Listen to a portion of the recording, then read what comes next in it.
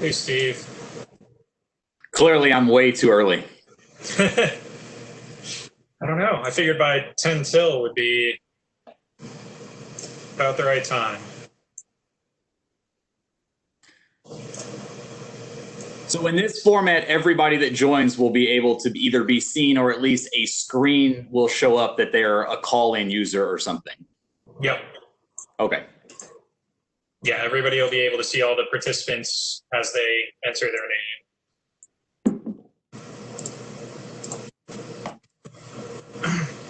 So if nobody joins after 15 minutes, we'll call it and say we had it.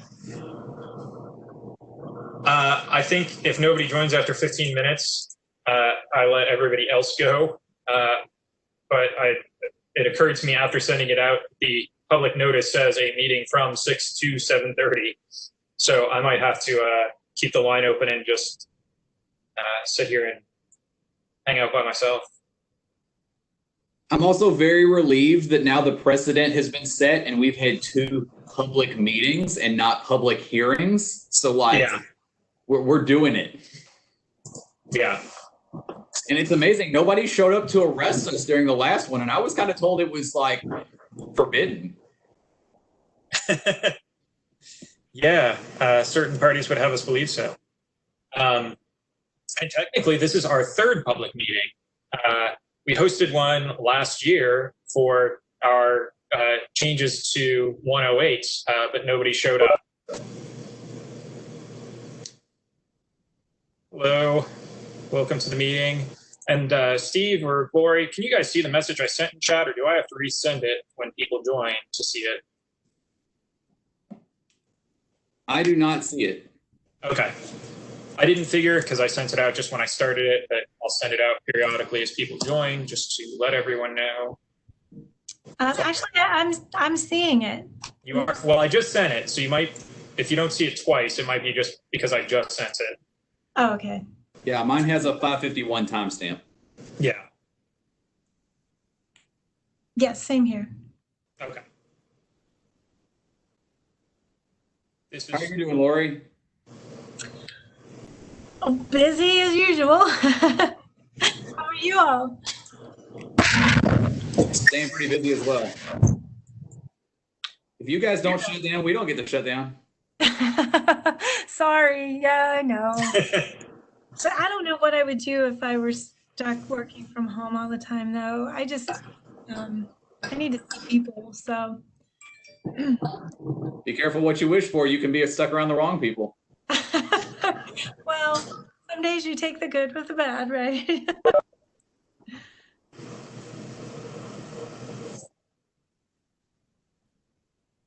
So are you actually working in the office? So a few of us are going into the office every other day, and then another set are going in the other day, but it's most of our staff is working from home. I see. Yeah, I haven't been in since March. Wow. So how is that? How are you doing? People. I'm lucky because I'm on the pandemic team for Xeon, and so I was like, safety is critical. But I do work from home 1 day a week, and I usually try not to make it a Friday or a Monday, or I spend all that time alone. So I guess it's the grass is always greener, right?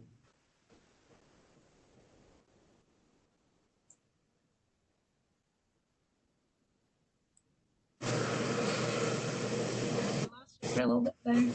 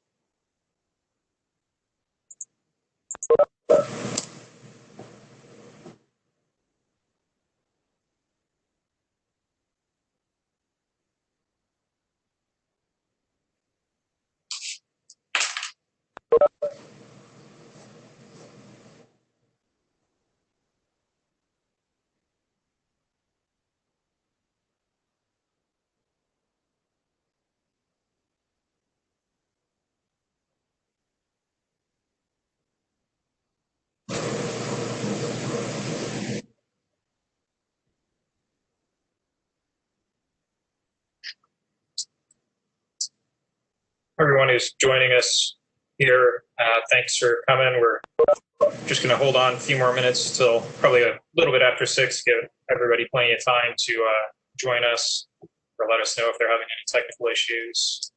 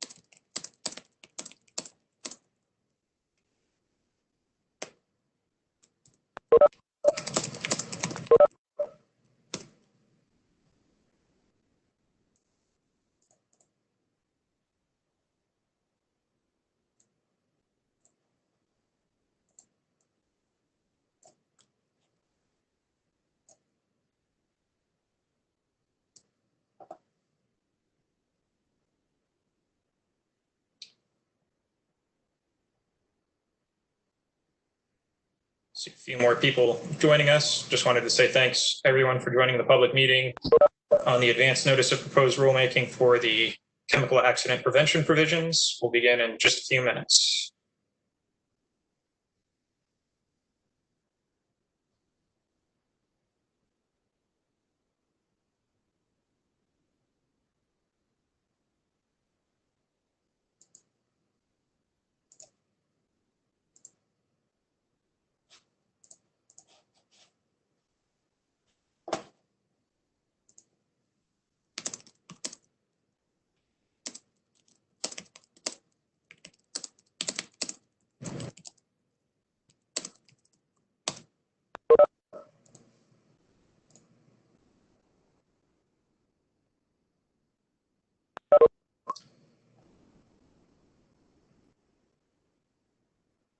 Everyone, just one more heads up. It is 6 o'clock. Thanks for joining the meeting on the risk management plan program / chemical accident prevention provisions. You're in the right place, but I'm still noticing a few people joining, so we'll give it a couple more minutes to make sure everybody has a chance to join.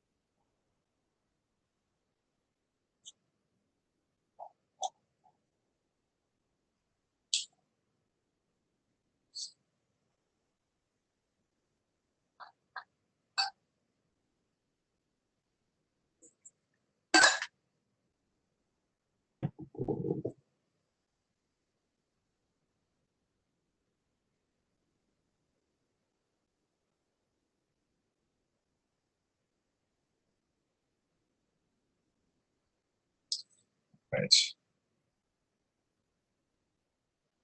1 moment, send out the link, just got that somebody couldn't find it.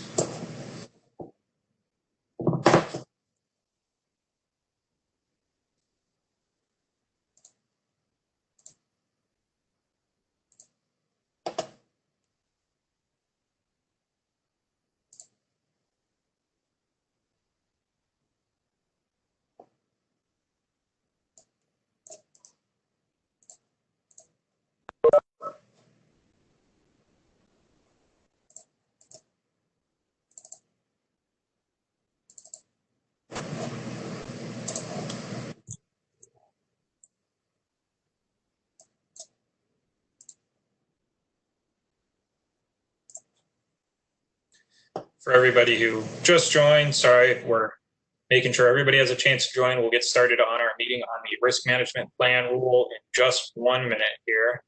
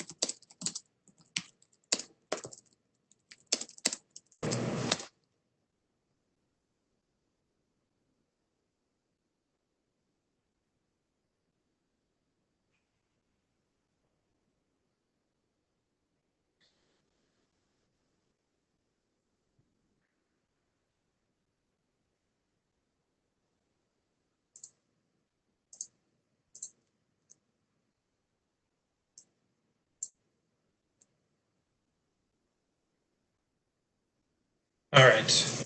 It is 6:04. To be conscious of everybody's time, I'm going to go ahead and begin.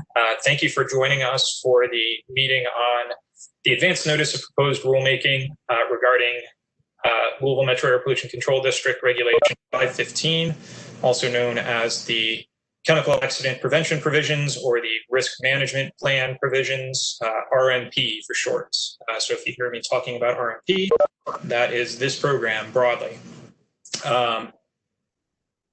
You can see the agenda up there. We're going to spend just like 5 minutes on some introductions and some WebEx tips and that sort of thing. I'll spend about 15 minutes along with some staff help here, giving an overview of the plan and what the ANPR is about. And then we want to leave time for any Q&A, comments that folks have, that sort of stuff. So let's go ahead and begin. Just on that WebEx stuff, to access controls, just hover over the bottom of your screen and you'll see the buttons in that slide show up. Everybody should be muted with their video off by default, but you're free to turn on your video anytime, as well as your audio. This is being recorded and we will post it to the website afterward. In order to speak, once we get through this presentation, just to keep everything as orderly as possible and make sure everybody has a chance to speak without being interrupted, make sure you raise your hand before speaking and I'll recognize you or somebody else will recognize you. Although if you feel like you need to speak and have raised your hand and haven't been recognized, feel free to speak up. But try raising your hand first. You can do that by hitting the participants button, pictured there in blue. And then hitting the raise hand button next to your name in the list of participants. If you're on phone only with us, as I see a couple participants are, you can hit *3 to raise your hand. And I will take note of that and unmute you and give you a chance to speak, ask any questions.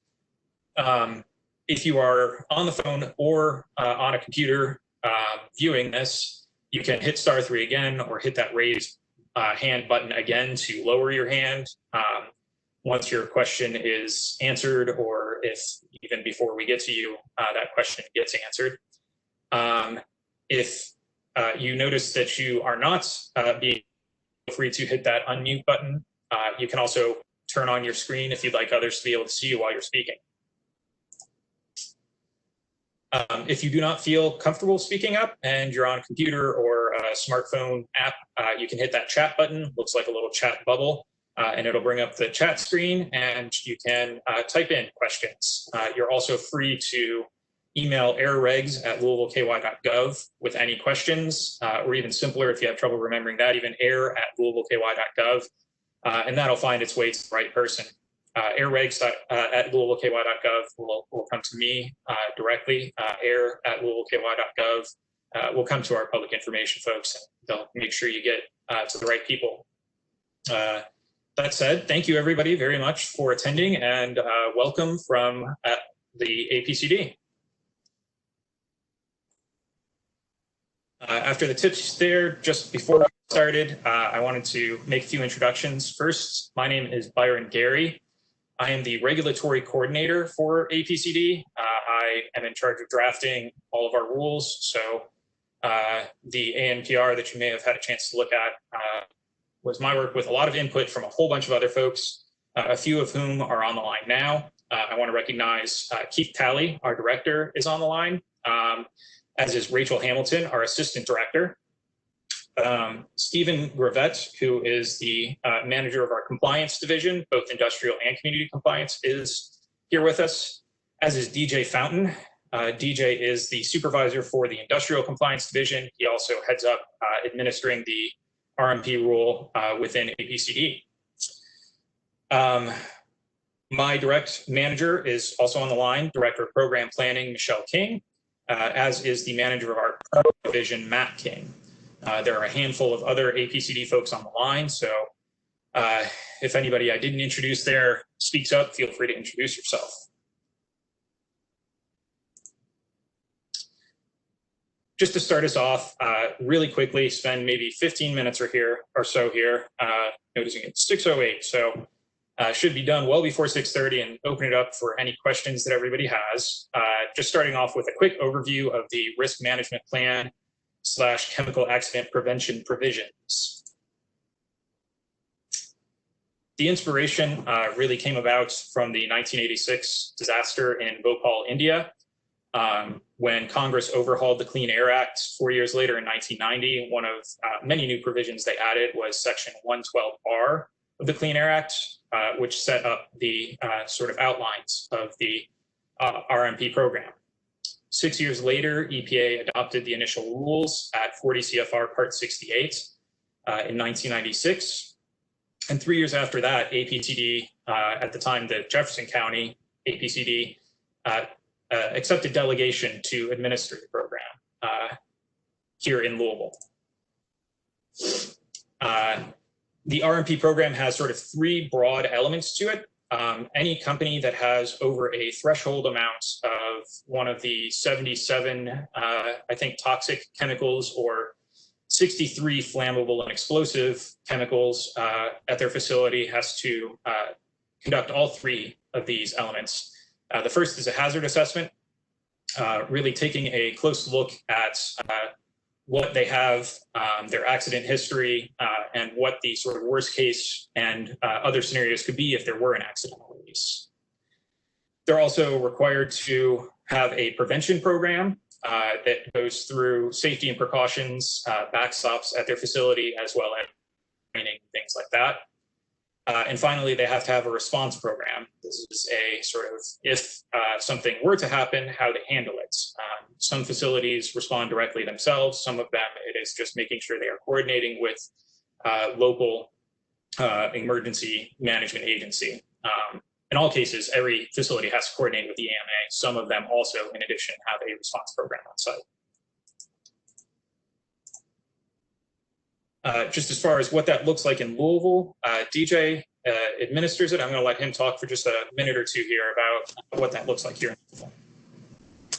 So thank you, Gary, Byron Gary.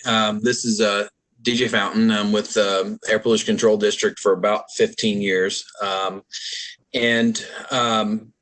So what that looks like for the Louisville metro area is that Air Pollution Control administers the regs, performs any enforcement that may be necessary, and we partner with the Emergency Management Agency to perform the inspections. And Emergency Management Agency also any incidents that may occur at a regulated facility. And so the way that we administer that is that we inspect every source every 3 years. When you are looking at nationwide, nationwide, this year, EPA's goal for the program is 214 sources. That is out of approximately 12,300 RMP sources. So as you can imagine, that's a very small percentage. It runs around 1.8% of the regulated universe gets inspected in any 1 year. As we do them every 3 years, we average 33% in any 1 year. And that is, as I said, through a very robust partnership with Emergency Management Agency. That is the way it was set up back in 1999 when they started this program. And that is also in conjunction with the local emergency planning committees. All right. Thank you very much, DJ. You're welcome. Just a little bit more about what that looks like here in Louisville. In Louisville, we have 19 RMP regulated facilities. 9 of them are in the chemical manufacturing sector. 10 of them are in other sectors. This is a map showing their locations throughout Louisville. And as you can see, all 9 of the chemical manufacturing facilities and most of the rest of the facilities are west of 65. Many of them concentrated around our largest Black population, several around other minority populations as well. And just as far as where that ranks us compared to the rest of the country, when you look at the number of RMP facilities per capita across the country, we rank 4th out of sort of mid-sized bigger cities. Ahead of us are Texas or Houston area, Summit County, Ohio, which I believe is Toledo, and Greenville, South Carolina. So we rank pretty high up there as far as the number of chemical facilities per capita. That NAICS 325 in the caption there is the North American Industrial Classification System code for chemical facilities. The sort of heart of the advanced proposed rulemaking centers around the possibility of making amendments to the RMP rule that we have here in Louisville. Not only do we administer it here, but we have our own rule. Right now, it is synced up with the RMP program. It was last updated in 2003, so it has not captured any of the recent changes. And there are sort of 2 parts that we'll talk about. The RMP Amendments rule that was adopted in 2017 at the end of the last administration. I'm sorry, the beginning of 2017, and then the RMP Reconsideration rule, which was just here recently adopted. So the amendments sort of got their start with the 2013 explosion at a fertilizer facility in West Texas. That's not the west part of Texas, but a city named West Texas. After that, a number of programs were reevaluated throughout EPA as well as other divisions of the federal government following executive order. And in January 2017, EPA adopted amendments to the RMP program on a national level. In March 2017, EPA convened reconsideration proceedings. This is something they can do after changing a rule on petition from concerned parties. And then just last year, they adopted the reconsideration. As far as what both of those entailed, the RMP amendments, that January 2017 rule, included the sort of list of updates here. This is a table almost directly from the ANPR. So if you want to see these again, the presentation as well as the full ANPR will be, the ANPR is already available. The presentation will be available online afterwards. But the main parts are the requirement of a third-party audit as well as incident investigation and root cause analysis after releases. The Safer Technology Alternatives Analysis, or STAA, that was required at certain facilities. within certain NAICS codes, including chemical manufacturing, which is why that was part of why that was highlighted earlier in the presentation. Updated emergency response coordination activities, as well as emergency response exercises, and updated requirements for information sharing with the public. So that was the amendments rule. The reconsideration rule essentially rolled back most of the most significant changes there. The two that they kept were the emergency response exercises and information sharing requirements, although for emergency response exercises, the timing was left much more fluid. And for information sharing, they eliminated the requirement to have an ongoing public ability to share information. But they did require a community meeting within 90 days of any reportable accidents. So that is sort of the broad overview of the ANPR program. Actually only took about 10 minutes. So that's plenty of time for questions. I hope folks have plenty of questions for me or DJ or any of the other people on the line. The slide up here that I'll leave up for a little while and then show again at the end gives information on where you can find the full ANPR, how you can comment on it. The public comment period is open until August 25th. The ANPR does not propose specific changes, but we're soliciting input on a variety of options from anything proposed in the original RMP Amendments proposal to adopting the RMP Reconsideration version of the rule, which is the bare minimum that we are required to adopt to keep delegation. You can comment by emailing, as I said at the beginning, email airregs@louisvilleky.gov if you have any comments on how we should proceed with the RMP program. In the bottom right there, there is a link to stay informed, subscribe, get emails from us when there are announcements. We will be sending out the slides afterwards and posting a copy of this meeting, the recording of this meeting to the web for those who weren't able to join us. So that said, I'll open it up.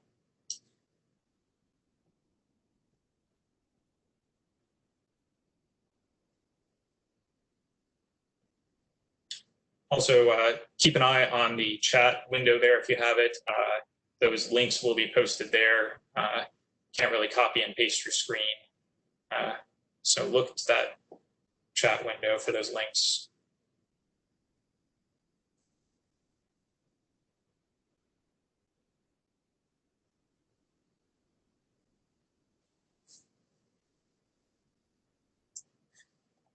Okay, so first comment in the chat. How does this program differ from Tier 2? Not sure what Tier 2 is referring to there. Hey, can you guys hear me? Yes. It's Jim Bottom. Yes. Thank you for joining, Mr. Bottom. So, I do the audits for RMP, and I also take in the Tier 2. Tier 2 is a EPA requirement under the Serial Title 3 regulations, which require all facilities with threshold planning quantity of chemical to submit to the local emergency planning committee, their local responding fire department, and the state emergency response commission, and the amount that they had the previous year.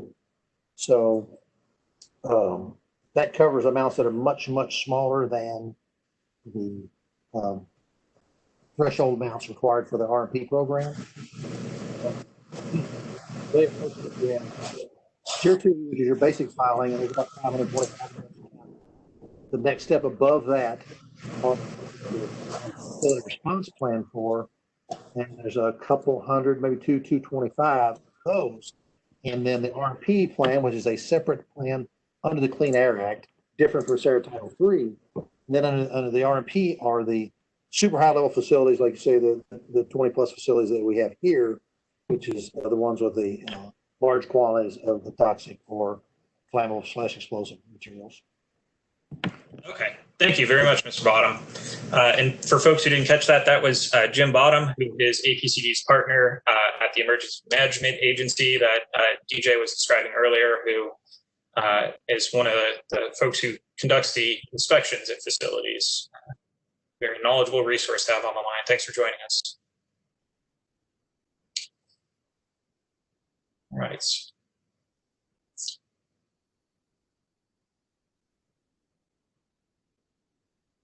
Any other questions? And I will state, this is a public meeting, so this is a little bit different format from how we do things in the past. It's not intended to be a public hearing. So if you have comments, we appreciate them. But the official way to submit comments on this will be in writing. We will definitely take into consideration comments made during this public meeting, but we really want this to be sort of more open. So this isn't just a public hearing where you make a statement to us and we can't respond. If you have questions, we really do encourage you to ask them now or send them by email after the fact.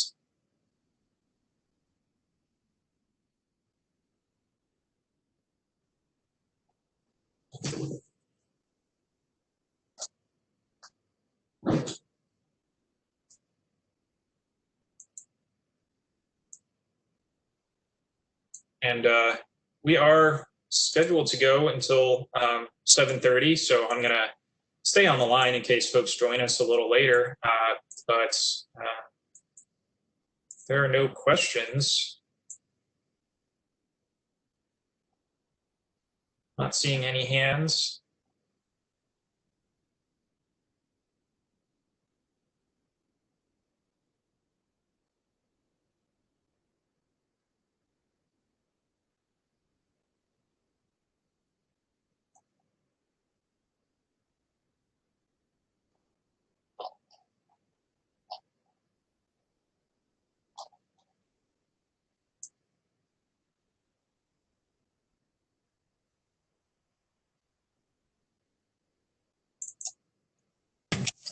So, Byron, I do see a question in the chat box. Okay, did I miss one? It's about the number of incidents over the past 5 years. I will have to look into that and get back to you, Lori. I don't know off the top of my head. That's as far as incidents. It's if you could clarify what you're looking for as far as reportable releases. Talking about RQs of a RMP chemical, that might help to have some clarification on what you're looking for as far as information, and then we'll look into that. Thank you very much, DJ. And there is some information, I think, in the appendix to the ANPR, although I believe it's a little out of date. I see a hand raised now. Rhett Cash, feel free to ask your question. Great, thank you, Bob. Can you hear me? Yes, thank you. Cool. My name is Rhett Cash. I work for the American Coating Association. We represent paint and coating companies throughout the U.S. And I don't really have a question. I just have a comment about just ensuring consistency. So if you do end up proposing and finalizing an RMP rule, just to ensure consistency with the reconsideration final rule, because I follow that regardless. And I'm sure I'm wrong. I think states like Iowa and some U.S. territories after a certain amount of time.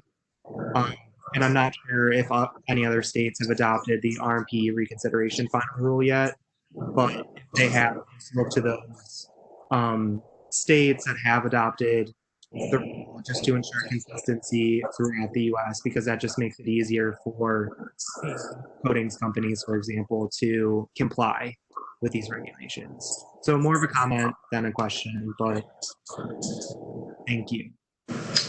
All right. Thank you very much, Mr. Cash.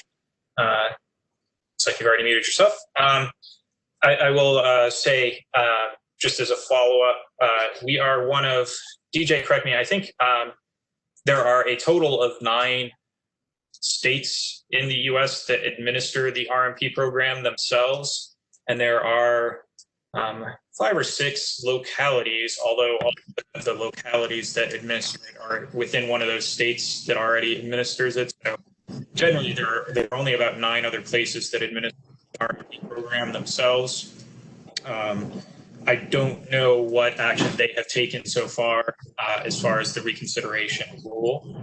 I will note that a couple of them, Contra Costa County and Richmond in California, Richmond's a city within Contra Costa County, has a program that was one of the ones that was looked at during the RMP Amendments rule that is different from the reconsideration rule. And New Jersey also has a different and unique program. But other than that, Mr. Cash, just making sure you broke up just a little bit, but I gather the substance of the comments was encouraging APCD to remain consistent with the reconsideration rule to ensure consistency across the country. Feel free to speak up if I didn't capture that. That's perfect. That's All right. exactly. Thank you. Thank you. Anybody else have any questions, comments?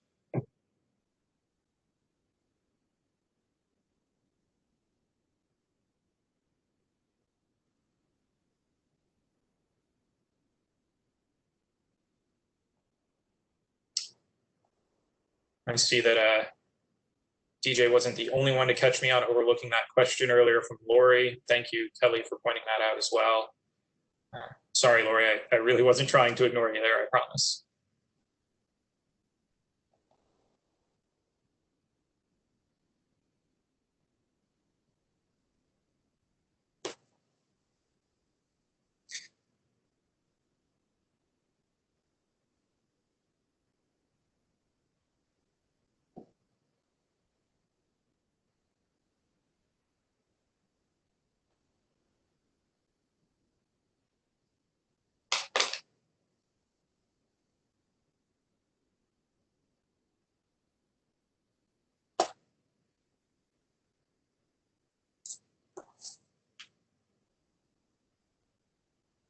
Right. Well, I might mute my line briefly, but I'm here for as long as anybody else wants to hang out. Feel free to formulate your questions.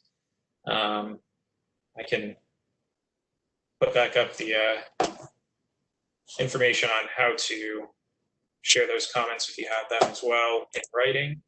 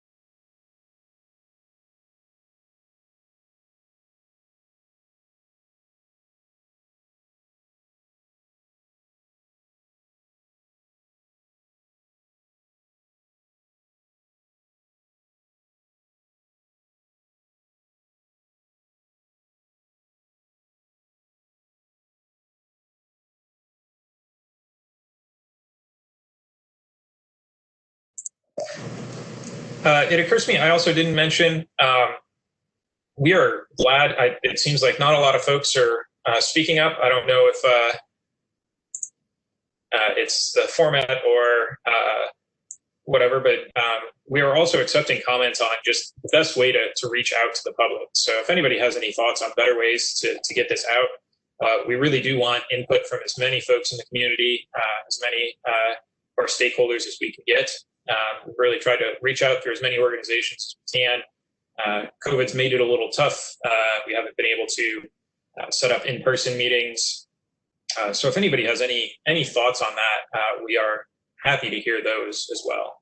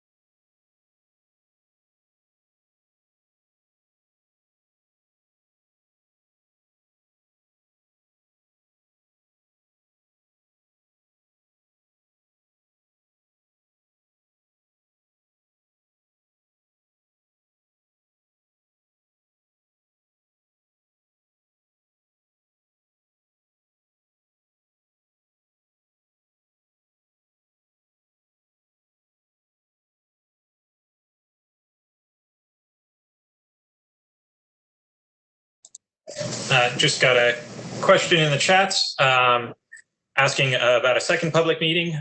We have discussed having more than one public meeting. We do intend to have at least one more opportunity for public input or questions in this sort of format. We aren't sure on the date, time, or method yet. Part of the reason for asking for any feedback during this meeting is so that we can better plan that second meeting, make sure that we have plenty of opportunities for public engagement, and as many ways as possible for folks to participate. So we will send out another notice plenty of time in advance again, but it will be sometime before that August 25th deadline to comments.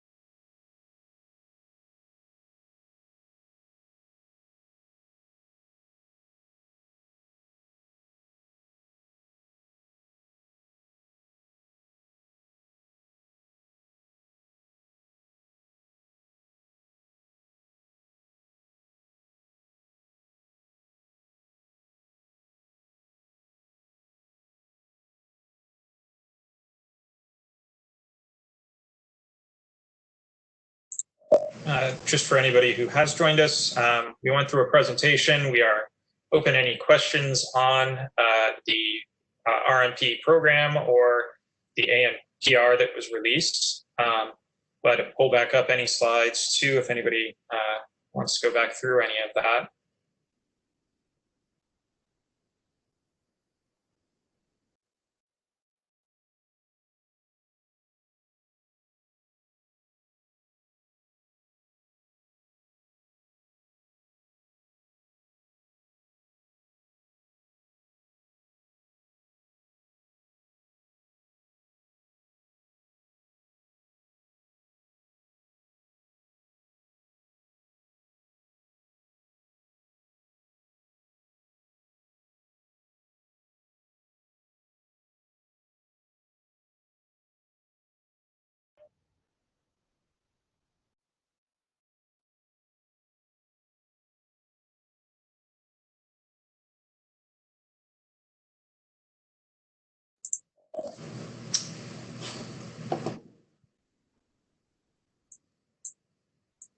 I'm going to slide back up to the first slide here to show some, or second slide, I guess, to show some quick instructions in case anybody is having trouble with WebEx.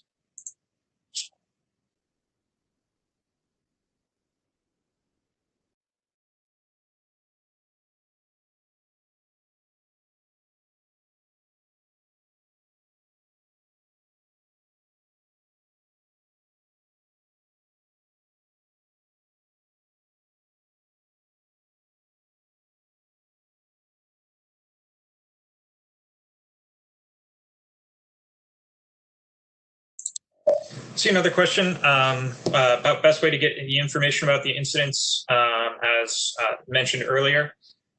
Some of that information, although because I was working with some outdated information, is available in the ANPR and the appendix to the ANPR.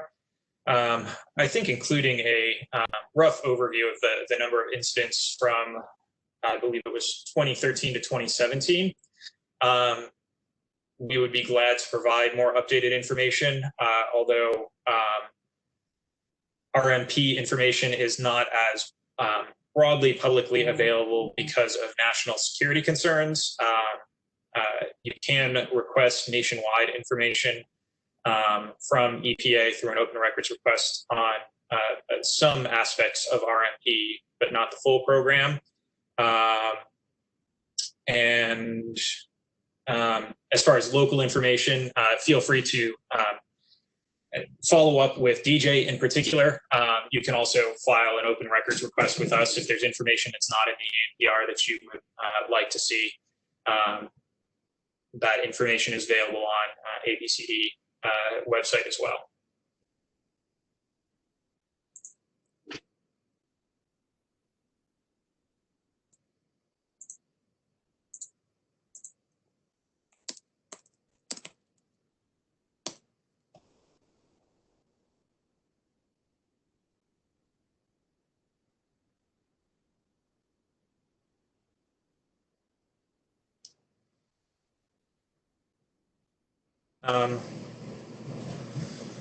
We haven't had any questions in a little bit, other than by chat. I think in light of that, I've seen a few people come and go. I might more informally sort of run through this presentation again so that folks have a little more background, but feel free to jump in at any time.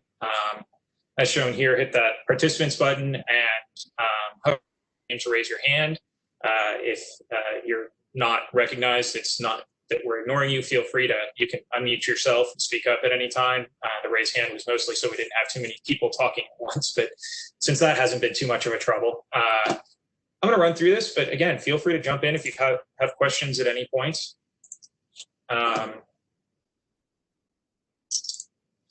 So we went through some WebEx tips to start, and we had a brief presentation. Give a few introductions. We've had a few people come and go since then. You can also use that chat function to ask any questions if you don't feel comfortable speaking up. Just as far as introductions, on the line, we do have myself, Byron Gary. I'm the regulatory coordinator for the Air Pollution Control District. We have my manager, Director of Program Planning, Michelle King. We have the Director of APCD, Keith Talley, on the phone. We also have Assistant Director Rachel Hamilton. We have the Manager of our Industrial Permitting Section, Matt King, as well as the Manager of our Compliance Division, Stephen Brevet. Matt and Stephen are also the Air Pollution Control Officers for the district. Also on the phone, we have DJ Fountain. He is the supervisor for the Industrial Compliance Division. He also oversees administration of the RMP program here in Louisville for APCD. And finally, we have Jim Bottom on the phone from the Emergency Management Agency, and he oversees inspections from their end of the RMP facilities.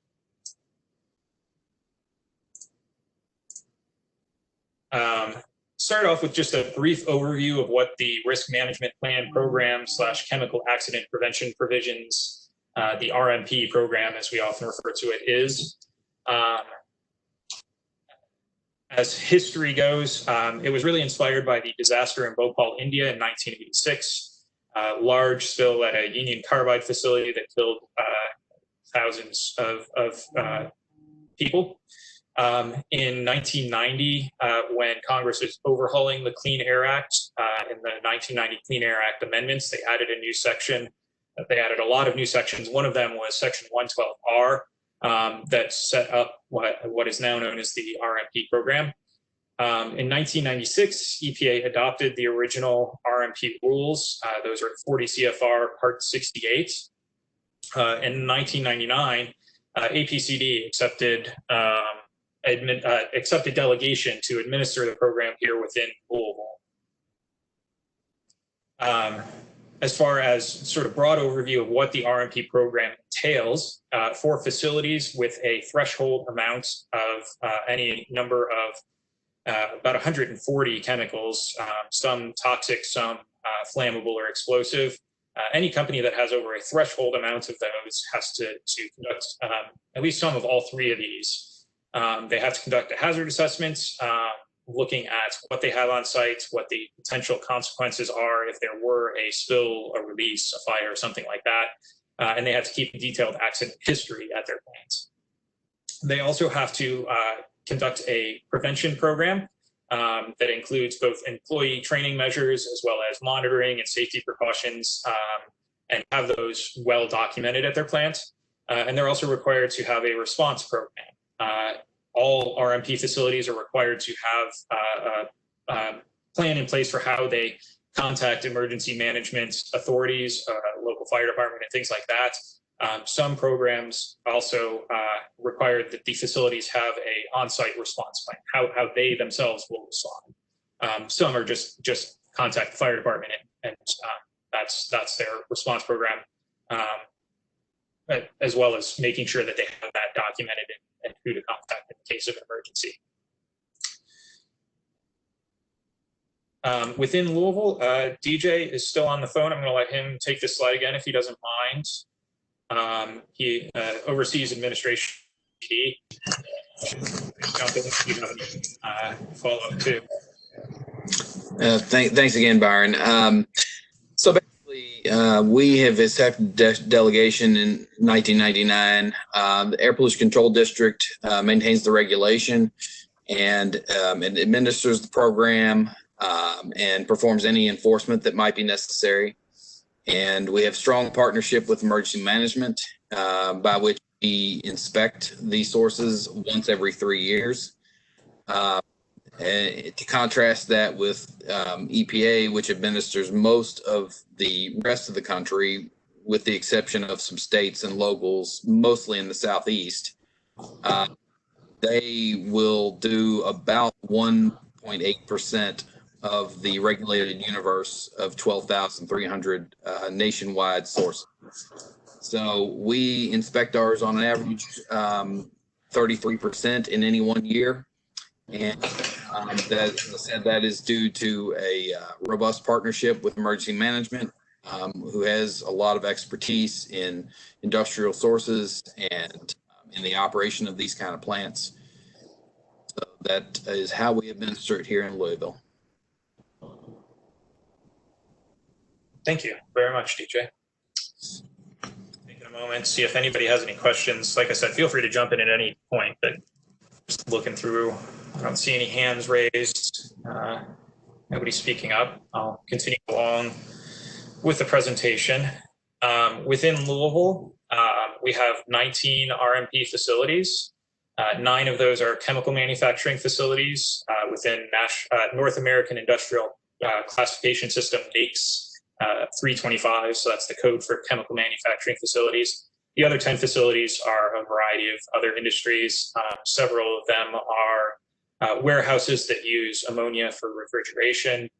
There is also the Mill Creek facility in far southwest Jefferson County that has ammonia on site for air pollution control purposes.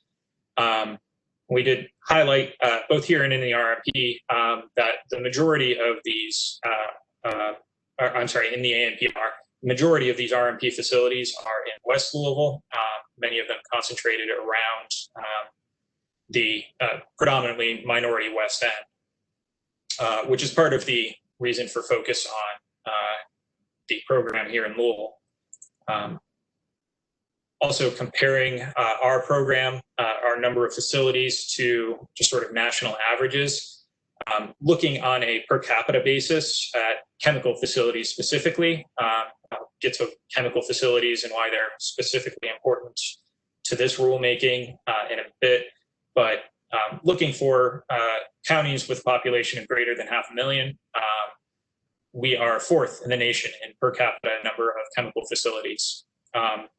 The reason for looking at per capita is because RMP also does cover ammonia, which is a common fertilizer. Looking at many of those smaller than 500,000 communities, you might find a few with fewer than 10, 20,000 people and one fertilizer plants, and that's enough to make them disproportionately look like there are a large number per capita. So looking at larger urban areas such as Louisville or above, we are fourth in the nation for number of chemical facilities per capita. Harris County, Texas is number one. That's the Houston area. So no particular surprise there. But then Summit County, Ohio, and Greenville County, South Carolina come ahead of us.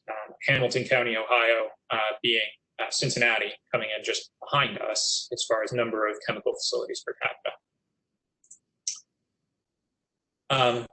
And as far as what the ANPR specifically is about, our RMP rule, which we use to administer the program locally, hasn't been updated since 2003. There hasn't been any significant update on the national level either. But recently there are two parts that we'll talk about: the RMP Amendments rule and the RMP Reconsideration rule. And just outlining the timeline for those. In 2013, there was a large fire and explosion at a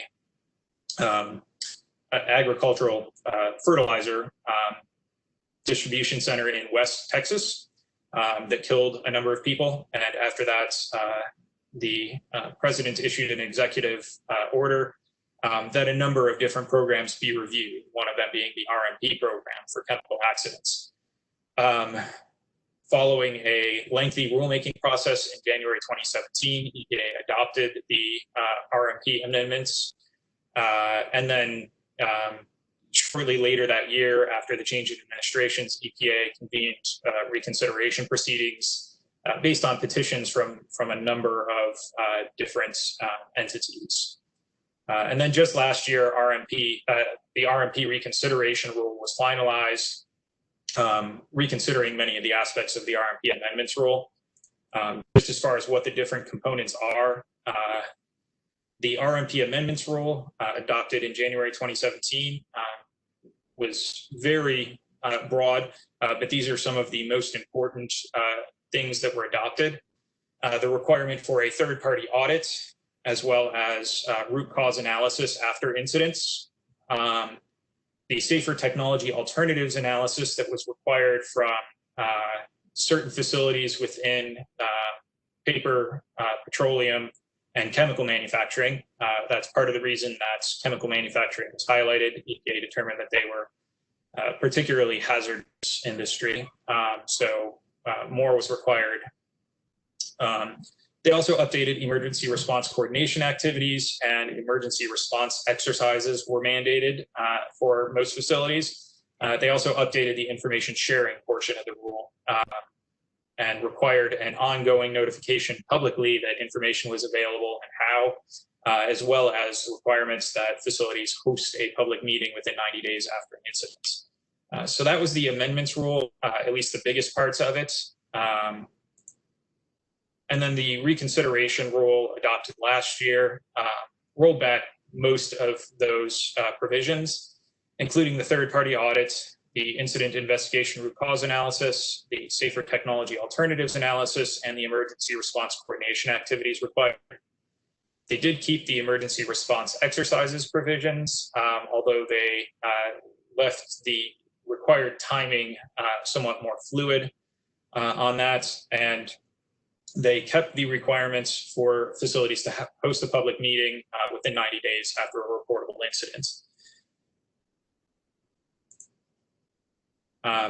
So that's sort of the broad overview of the RMP program, as well as what's in the ANPR. Again, the ANPR is soliciting comments on a broad range of options. We have not put forth any preferred alternative. Anything from the RMP amendments rule to some of the alternatives in the proposal for that original amendments rule, down to what is in the RMP reconsideration rule finalized most recently. We're also asking for any input on how better to reach out to the community. We had plans to have several public meetings. We still do plan to have at least one more public outreach session such as this for folks to ask questions. But because of the ongoing pandemic, we're unable at this time to host a in-person public meeting. So That's thrown a bit of a kink in things. And if anybody has thoughts on how better to get input from the community, please contact us. You can contact us at airregs@louisvilleky.gov. That'll come directly to me. If you have anything more broad, you can also contact us at air@louisvilleky.gov. There is also a link there, which I'll post in the chat again, where you can sign up for notifications for this as well as other actions taken by APCD.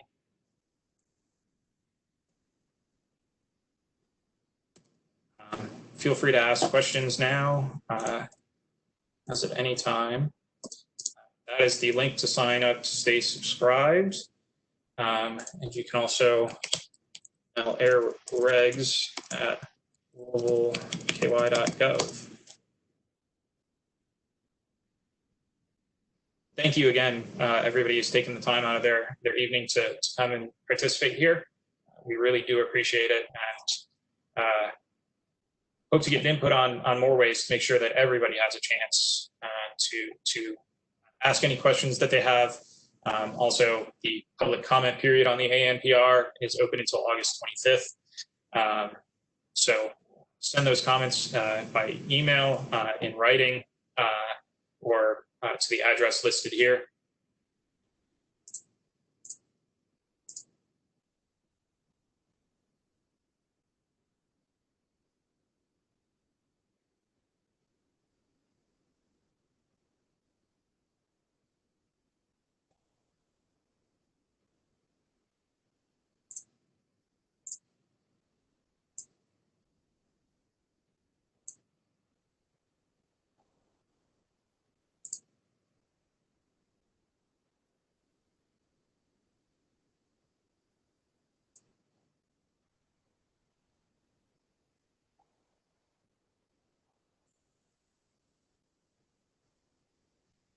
And again, the notice did state we're here until 7:30, so we'll hang around on the line.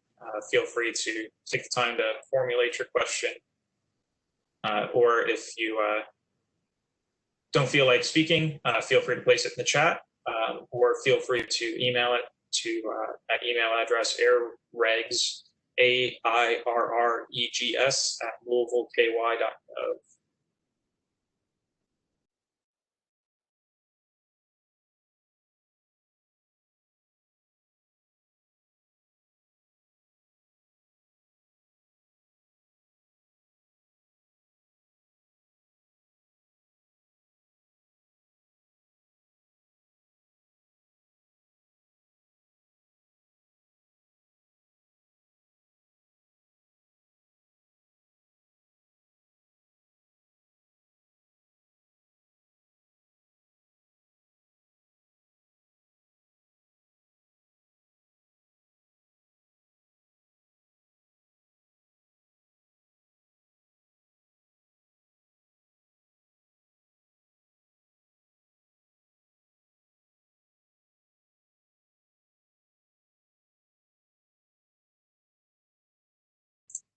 Just got a request to show the changes. I'm assuming that is the changes between the RMP Amendments rule and the Reconsideration rule.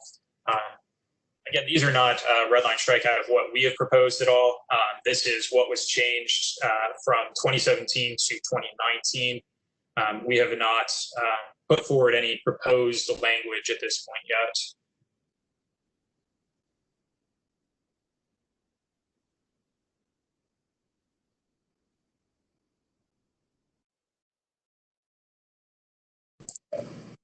And this is in the advance notice of proposed rule as well.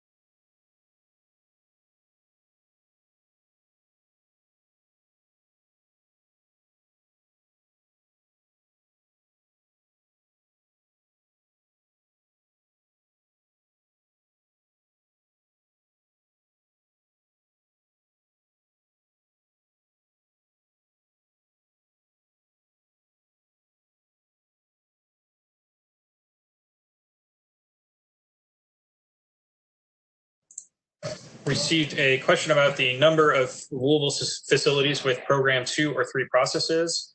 I'm going to leave this slide up, but I'm going to exit full screen so I can pull up that information so I can answer that question.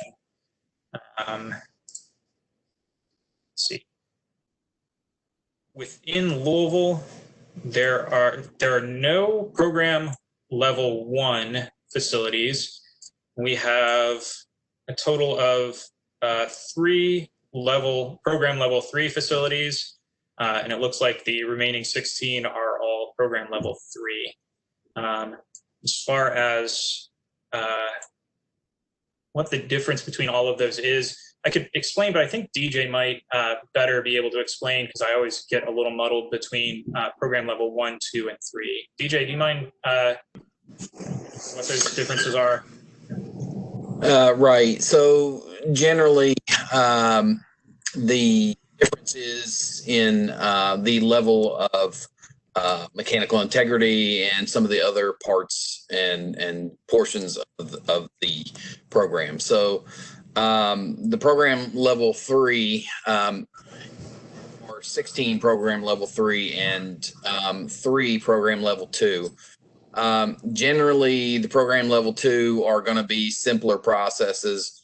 They are eligible for what's called the retail exemption from OSHA. So if you are in PSM for OSHA, you are automatically in program level 3. Unless you are in a location where you cannot a public receptor in your distance to endpoint, in which case your program level 1. However, we don't have any program level 1. So essentially, most of what we have is program level 3, and they have increased requirements for several of the elements of the program. Thanks, DJ.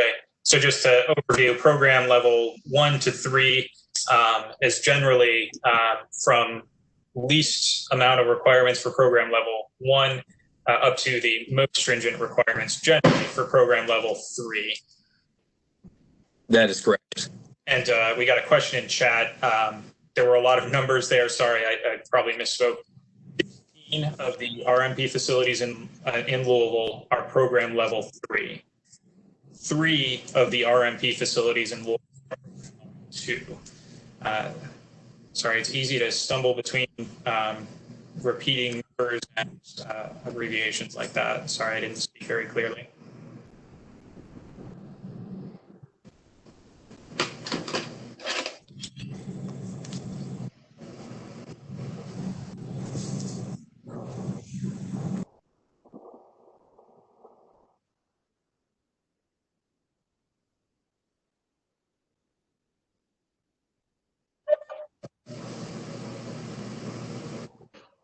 Can I a question? Yeah. So the emergency response will handle all of the facilities now. Is that what I'm seeing here? No. So the emergency response coordination activities that were updated were just the requirements for additional coordination between facilities and the emergency management agencies. Even before the amendments, certain facilities were required to have a response program themselves. And that persists. So there are still responding and non-responding facilities. Generally, the facilities that are required to have a response program have all the same requirements as the non-responding facilities. So they still have to have emergency contacts and a plan for contacting the emergency management agency or fire department, et cetera. But they are also required to have an even quicker response on site. And that requirement still persists. The emergency response coordination activities required them to sort of do drills on how they coordinate emergency response agencies at least once a year. That was the provision that was specifically rolled back. Okay, and can you give me a brief, I came in late here, on the difference between the levels 2 and 3? Yes. So DJ was talking that through a little bit. It's hard to follow.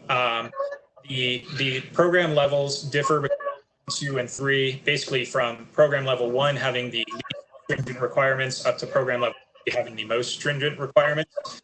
And the differences generally have to do with which industry classification they're in, and whether that lines up with certain OSHA requirements and their process safety management rule, as well as their accident history and the distance to endpoints for if there were an accident, how close by or how far away the consequences could be. Okay. And that's why you see STAA, the Safer Technology Alternatives Analysis, would have been applicable to program level 3 processes within those industry classifications of paper manufacturing, petroleum and coal products, and chemical manufacturing. Oh, okay. Okay. That answer the question? Yes. Okay. You're kind of breaking up, so some of those things I think are real important. You're kind of breaking up, so, but I think I heard most of it.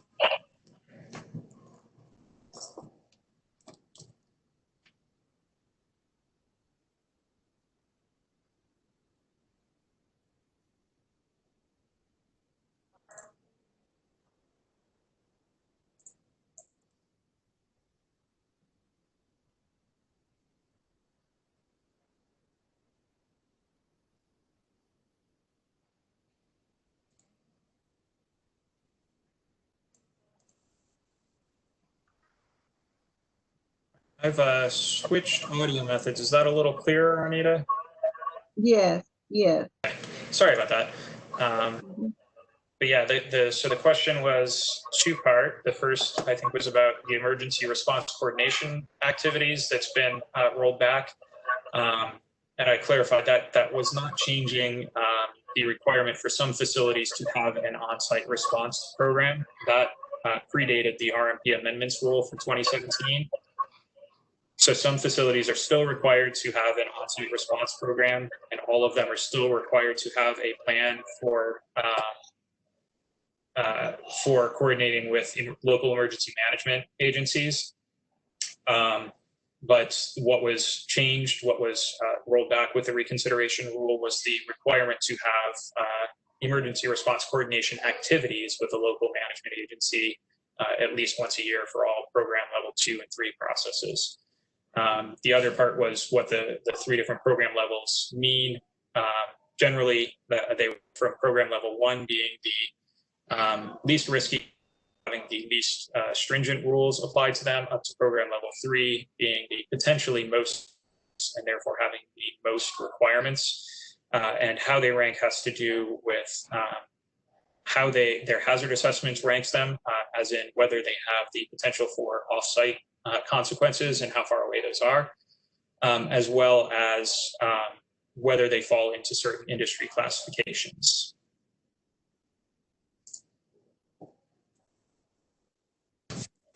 Arnita, this question. Oh, go ahead, DJ. Sorry.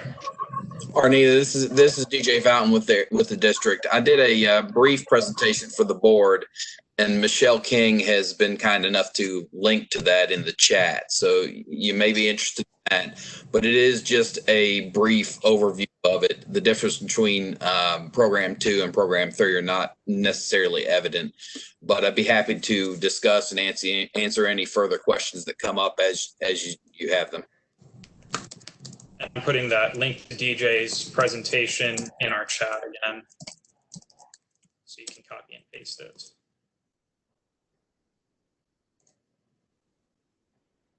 And I saw a question in the chat. It looks like, Michelle, thank you very much for answering. But part of the reason that we haven't set that follow-up meeting yet. We still have another month until the comment period closes, actually more than. The comment period is open until August 25th.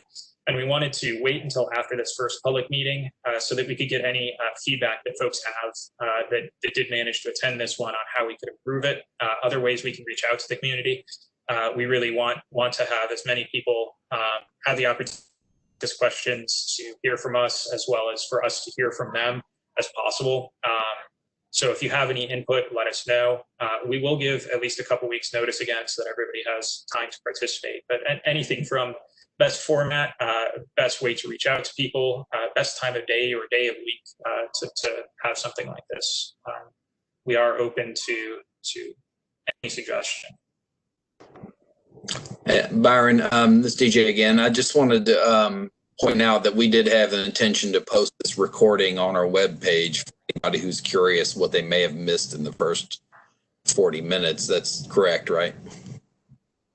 Yes, the recording of this meeting will be posted to the docket for this action and available there. The presentation slides will also be posted there. And I believe we're planning on sending those out after the meeting as sort of a follow-up via Gov delivery. So if you're signed up for notifications, you'll get at least a link to how to find both of those sometime here this week.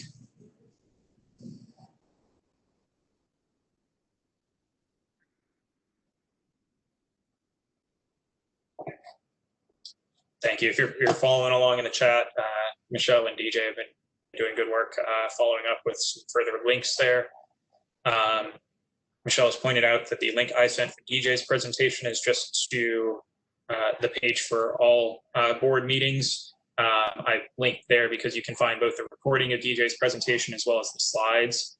You'll have to scroll back to February, though, which is when he gave that presentation to the board. So if you click on the link to the list of Air Pollution Control Board meetings and public hearings and scroll back to February, there's a recording of his presentation as well as the slides from that presentation.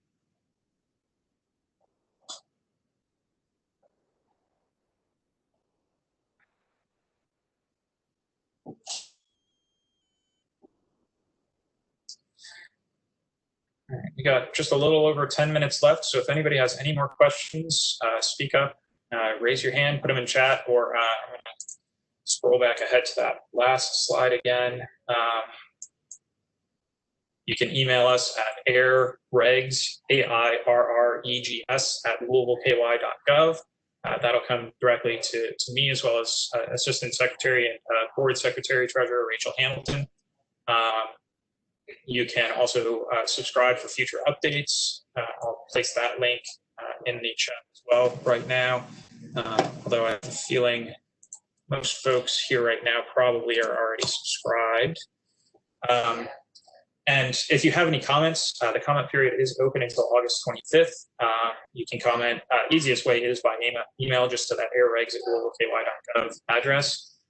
You can also send them in writing to the Air Pollution Control District at 701 West Ormsby, Suite 303, Louisville KY 40202. Most of us are not in the office on a daily basis now, but there are a handful of people going in every other day. So every day somebody is there, and we are still getting your mail. Do not bring them in person to that address, though. We are not open to the public at this point still due to the pandemic.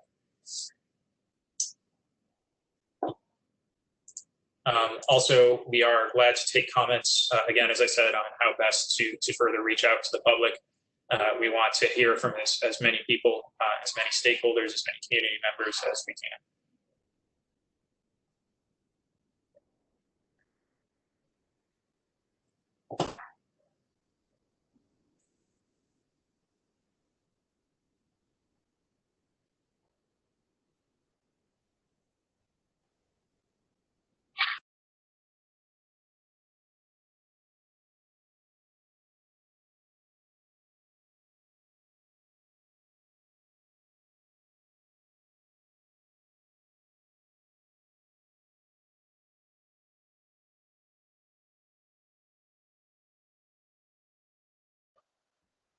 I think I'm good. So I think I'm going to sign out for the night.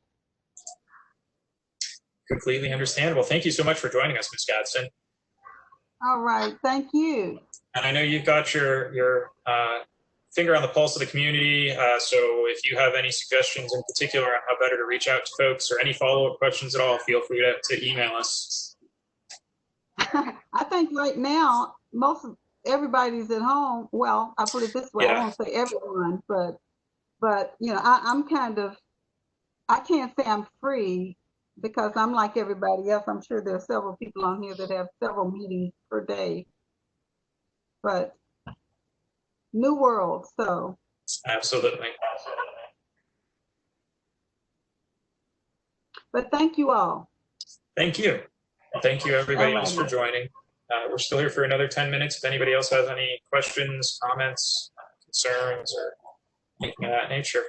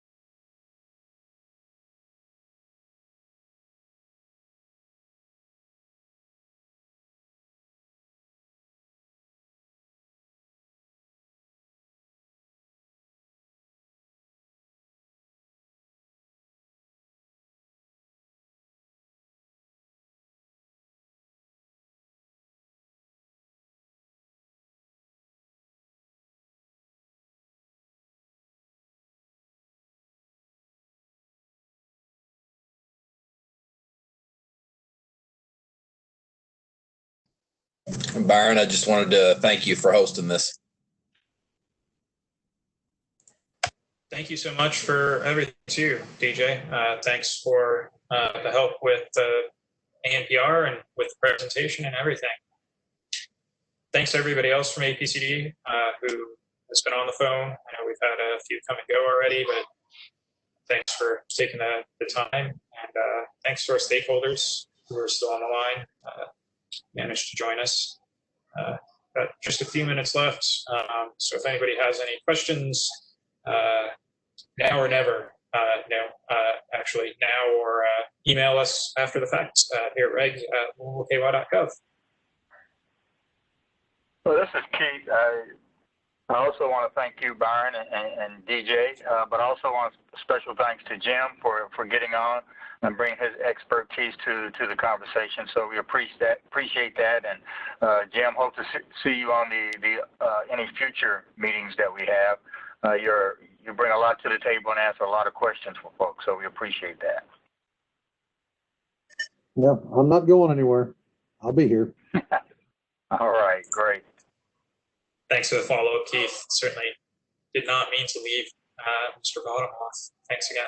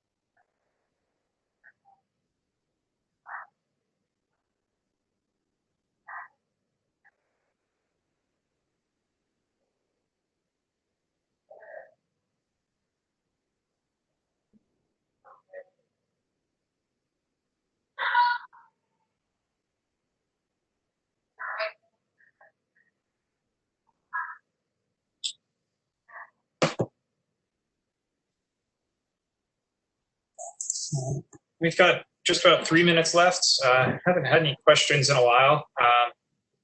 Say to all my partners who have joined from APCD, anybody else, feel free to drop off whenever. I'll stick around for the last couple minutes here and make sure that nobody drops by in the last minute. Don't feel like everybody has to stick around. Don't think too much is going to happen in the next couple.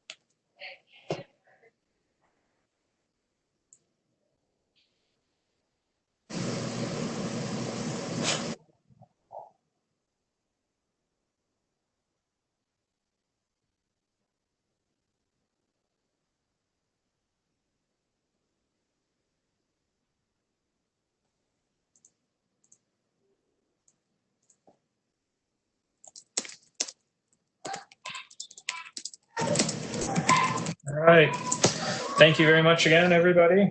And we'll be in touch with information on future public meeting and any further developments on this ANPR. Thanks again very much for joining us, and we look forward to hearing from you. Bye.